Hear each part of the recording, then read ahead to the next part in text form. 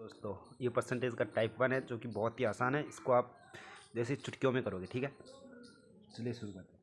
एक विद्यालय में 400 लड़कियां हैं जो कुल का 40% है। तो लड़कों की संख्या यानी जो विद्यार्थी हैं उनमें से 40% लड़कियां यानी 40% हमें दे रखी है लड़कियां। 40% का मान कितना है 400।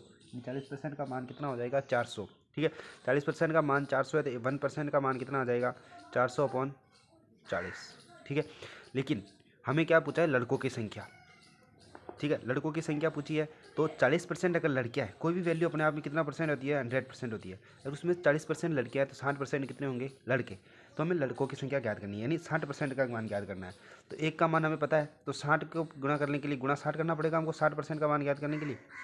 तो 400/40 गुणा 60, ये 10 बार कटेगा तो, और 600 यानी 600 क्या आ जाएंगे लड़के। तो ये हमारा आंसर आ गया। इसको एक तरीके से और पूछ सकता है, इसमें पूछ लेते भाई कुल विद्यार्थियों की संख्या ज्ञात करो। तो क्या कुल कितने हैं 100%। तो बस सिंप्लीफाई इसको भाई 400/40 ये मान है ही, और 100% की ज्ञात करनी है तो गुणा 100, तो ये 10, तो कितना हो जाएगा 1000 आ जाएगा, 1000 विद्यार्थी हो जाएंगे। ये कुल है, ये क्या आ जाएगा कुल।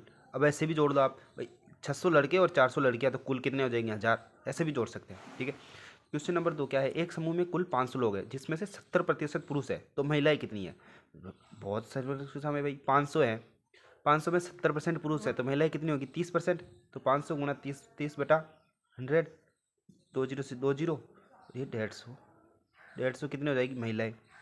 अगर हमें पुरुष पूछा होता तो 500 गुणा पुरुष कितना है 70% है तो 70/100, 20 से 20, 7×5 = 35, 350 हो जाएगा। 300, 400, 500 हो गए कुल, ये कितने हैं पुरुष हैं। ठीक है, ये बस ये है, ये क्वेश्चन आपके लिए होमवर्क है। एक समूह में 700 पुरुष हैं जो कि कुल का 70% है, तो कुल लोगों की संख्या ज्ञात करनी है हमको।